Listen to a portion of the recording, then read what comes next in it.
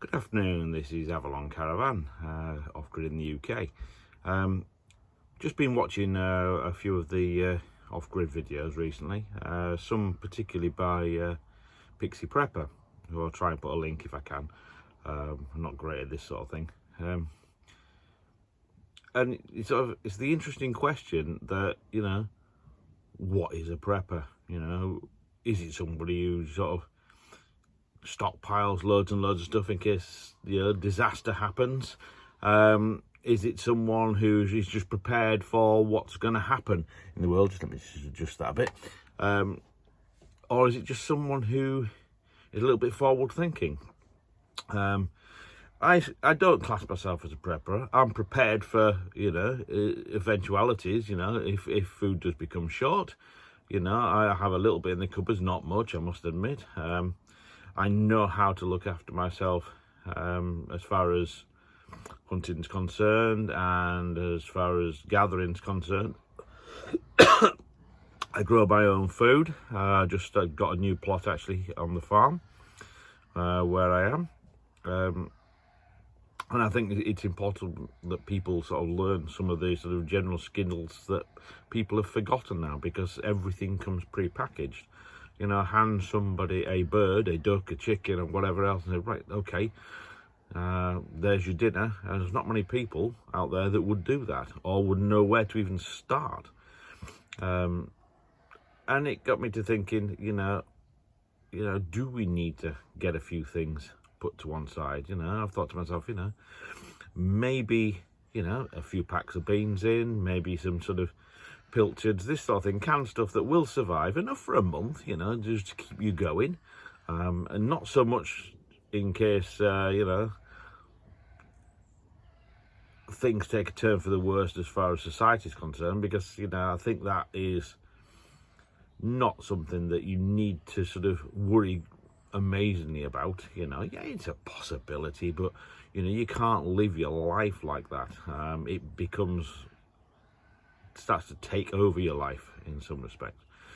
But what I wanted to share is that we have a few things usually, if we live off grid, that come in useful in most situations. Most of us enjoy having a good quality knife to use, and I've had them for years, not just for living off grid, but in general, to be fair.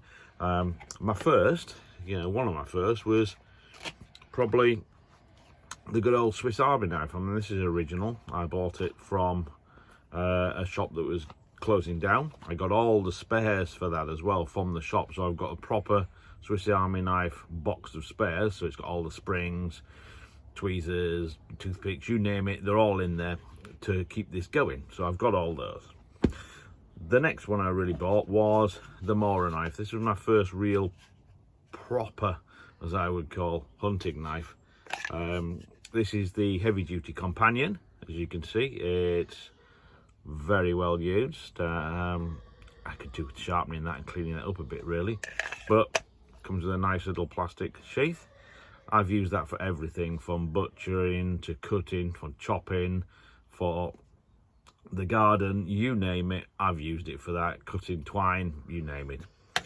The next one I got hold of, again, another Mora. This is the, if I can remember what it is properly. Oh yeah, that's what it says on there actually. Pro Robust, very similar in some respects. A little bit shorter blade as far as I can see, a nice little guard there for your hand.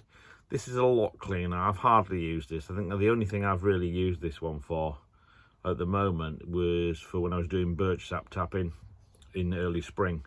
But that's all I've used it for. I'm hoping to get it sharpened up properly and get used to using that one.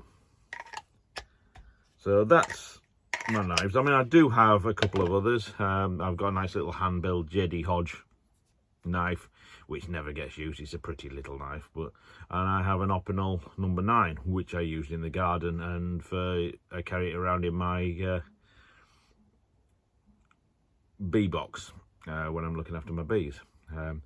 The other thing I have is a good old axe, good for clearing undergrowth, chopping your firewood if you use that sort of thing, or anything like that. I mean, they got this second hand off eBay, Gen 1, Lovely little thing, nice weight. I love the feel of an old axe rather than a new one. Yeah, they may not be quite as good sometimes, but they're a lovely tool. Obviously, you need to keep them sharp. So, my first one is a little stone like this, a little split one, 2 parts to it. Ceramic. I use this just for polishing them off, to be fair, just to fine home them. The other thing I use, a lovely little oil stone. That I use to get the bulk off. Try to get keep the Scandi grinds right on there. So that's that. The other thing to think about is obviously at night. You know, we tend to live in rural areas. Well, a lot of us live in rural areas out of the way. It's dark. Even when I'm coming from work and the car, I got fed up of using things like this. I mean, it's a great little torch, don't get me wrong, you know, for a tenner or whatever they are now, 10, 15, 12 quid. Nice and bright, but they break easily. They go through batteries fairly quickly. Not ideal. It's something I use just to get from the car to the caravan, basically. The game changer one I bought was the Leadlender HR7, I think it is. These things are just amazing. Great beams. Waterproof, magnetic charging, as you can see there. So I can charge it off my solar, which is always a good thing. And the beam is just phenomenal, you know, and even on lowest I can get around out in the fields really easily with that. Something we tend to forget, I must admit, is when we're out walking, is a good stick. Now, I use a good old thumbstick here. I've had this for 2 years. I use this when I go beating on the local pheasant shoots. To be fair, that is a good source of food, protein.